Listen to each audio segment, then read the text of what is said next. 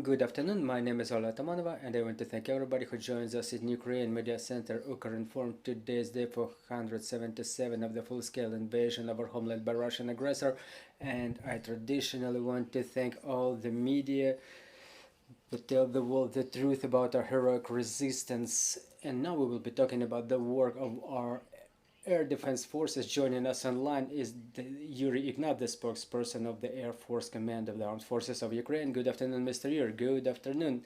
Mr. Yurii, latest events within the last weeks, they tell us that the intensity of shellings of Kyiv has changed, so to say, but at the same time we see the intensification of attacks on other regions, on other cities of a country. What does it tell us? Has the tactics of the occupiers changed? Well, has enemy changed the tactics? Well, it's already a stencil. The tactics of the aviation weapons is the same. The enemy keeps doing the same. They just change the priority of the targets, the time of attacks, and intensity. So it's not the change of tactics, but rather those things that I've just mentioned. The enemy definitely was trying within whole of May to inflict some powerful strikes on the capital, on the infrastructure facilities that are located either nearby Kyiv or inside of this capital itself. So we have to understand that for the enemy, the attack on Kyiv with any weapon is a priority. What they wanted to achieve in Kyiv is quite clear. They need panic. They need panic among the Ukrainian people, and if it happens in the capital, that would be extraordinarily good. It would have a great media effect. They may show it to their population in Russia that we've had revenge on Ukraine, something's burning over there. Well, you all understand how the Russian propaganda works. That's the first. Second, they wanted to achieve another target. They wanted to destroy some facilities in Kyiv. Well, we understand what enemy wanted to destroy. They wanted to show the advantage of the Russian weapons over the NATO specimens, plus the exhaustion of our air defense forces. The Shahed drones fit for that purpose quite well. They launch it from the north so that we uncover the location of our air defense facilities, our air defense systems. This is how they detect the positions, and they put the dots on their map. Plus we spend very valuable rockets, vitally valuable, on which the security of Ukraine depends, the security and safety of our citizens. We see that in June, in fact, the attacks do not cease. The enemy continues their night attacks. They try pursuing the same goals. Sometimes it's just the direction of attacks that changes. Well, we remember that it was the same in May. We remember the strikes on the west of Ukraine. In the south, they were using both ballistic and cruise missiles there. So we see that now, within the last couple of days, there were 2 attacks on Kryvyi Rih and other regions. This night there were 20 Shahed drones, 100% of which were destroyed by our air defense forces. They were flying from both south and north.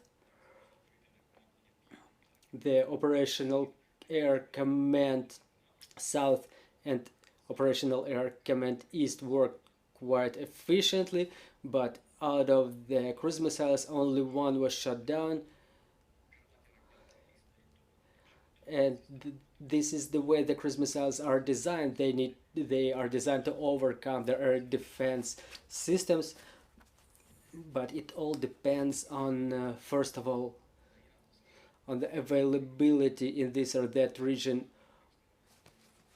or in this or that route of flight of the cruise missile, of the identification detection systems and the air defense systems, plus the luck, of course, because war is a science and an art. is the art of warfare operations. We understand that the enemy tries to obfuscate us all the time. We understand that they try to use the ruse, and we also use our tactical tricks to as a countermeasures to their ruses. Now there is activity in the morning in the eastern and southern directions of the tactical aviation of the enemy in amount of 10 to 20 fixed wing aircrafts. They continue cruising the area of the forward edge of the battle area. They are both A-50 electronic countermeasures aircraft plus the UAVs, which monitor the movement of our troops along the forward edge of the battle area, so they should be destroyed as convenient because they pose certain type of hazard too. Mr. Yurii, you mentioned that Russians moved their missile system bulk closer to our borders. What are the threats that it poses to our people? Well, there was information about movement of one battalion of SAM BAL, that's their rocket system, which is used for damage of the ships. They carry modernized missiles X-35U, which have an increased radius. The Russians said that it's up to 500 kilometers. I think that's a little bit of exaggeration, but we cannot know for sure. But I could say that 260 kilometers is their effective distance, and with it they can reach certain facilities that they can reach from the Bryansk region. Those missiles, they carry the warhead weighing up to 150 kilograms comparing to X-101, which weighs up to 400 kilograms. The missile itself is smaller, it's more difficult to detect, it's efficient reflecting surface is smaller, and this is why it's more difficult to detect by the radars, and they are supposed to fly above water and to fly closer to their surface. The enemy was already using this type of missiles for attacks on Odessa and Mykolaiv regions. There was a number of launches detected, and some of those missiles were downed. One or two of them actually were downed in that region. So those rockets are launched from the helicopters and fixed wing aircraft. So that battalion that they moved to Bryansk region, it tells us that the enemy has a deficit of cruise and ballistic missiles, and this is why they resort to the anti-ship, anti-vessel missiles from the north, where there is no sea but there is Dnipro, and we have to realize that they pose threat anyway, and we have to be ready to counter this threat. The fact that the enemy has a deficit of missiles is quite obvious. I mean, in terms of those rockets that they were using in winter and autumn. And until this last moment of manufacturing, now we see that we find the debris of the rockets that were manufactured in May last year or in autumn last year, and sometimes they don't even have engraved marking and just something written with a handwriting, with a highlighter. It means that those are very freshly manufactured missiles, that they launch them right away as they were manufactured. Those are the good news, but the bad news are that they continue manufacturing them. They have enough spare parts, they have enough parts. Well, I don't know if they're sufficient, but still they have them. And I think that the supplies are still underway, because those parts that we already mentioned in different broadcasts, I mean, are specialists, different speakers from the government, that indeed there are hundreds of spare parts that are manufactured by the Western countries, and the sanctions that we're talking about numerous times, even in your broadcasts, the compliance, the control of the sanctions by all the countries that are the suppliers will help. Well, we cannot stop it because we understand there are such phenomena as smuggling, and as the third country is helping them. But increase of the sanction pressure will help in decrease that flow of double purpose products. And again, it's not only about the missiles. For example, the fixed wing aircraft, they continue being manufactured in Russia. That's a high-tech products, and they even manufacture them for exports like Su-35, and it would deprive, in case of cessation of exports, it would deprive Russia of certain income. Plus the oil mining industry is something that provides Russia with money for the war. And imposition of sanctions in that area will help to decrease Russian proceeds from that industry again. Well, so as to that bulb missile system, we have capabilities of downing this type of rockets, right?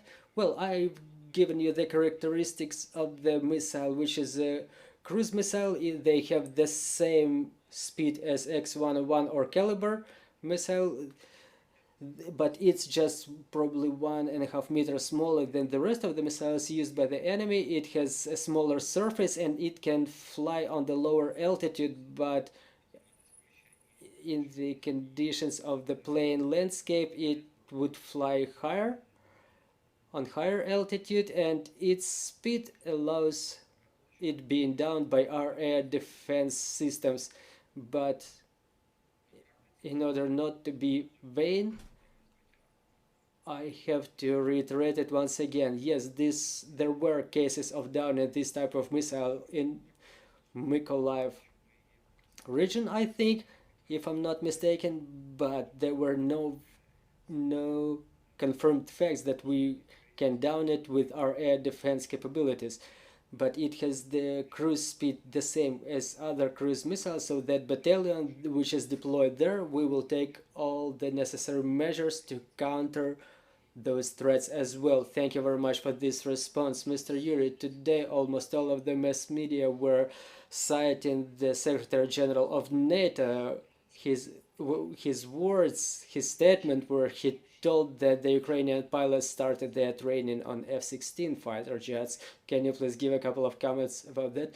Well, I was in National Marathon this morning too. Well, not every day, but maybe twice a week we already train our pilots. So for the time being, I honestly don't know what is the phase of this process, what the Secretary General was meaning by that. Maybe it's something like the difficulty of translation, because sometimes the words are being torn out of the context, pulled out of the context, and I feel certain discomfort when, for example, I'm being quoted outside of the context by some Telegram channels, and it's very difficult to remove my words, my statements from the internet further on. As to the training of our pilots, again, this is a very extended process. Our specialists in many countries of the Europe. So let's start, for example, with Ramstein. Ramstein is not like people just gather at the table. The ministers or top-level military command, they gather at the table and they undertake some decision. No, it doesn't happen like that. Ramstein is being prepared by numerous teams of specialists who study those problems. And Ramstein serves as the platform for public statements and legalization, signing of documents, so to say. So again, our specialists continue the consultations with our Western partners. They identify the priorities. Plus, there are thousands of our servicemen of the armed forces studying in Europe in different training courses, including the aviation specialists, not pilots which pilot the aircraft, but the maintenance teams which maintain this process in different phases. Yes, it's going on for months. Different officers of different branches, they are represented there, and they are on a rotation basis.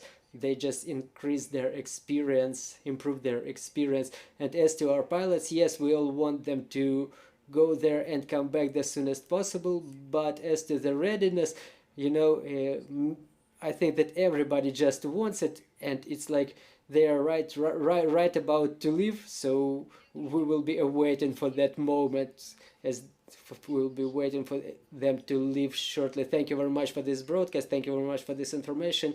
Dear colleagues, I'm reminding you joining us was Yurii Ihnat, the spokesperson of the Air Force Command of the Armed Forces of Ukraine. Our team is working at the schedule for tomorrow, and we want to thank our armed forces and work together for our victory. And glory to Ukraine.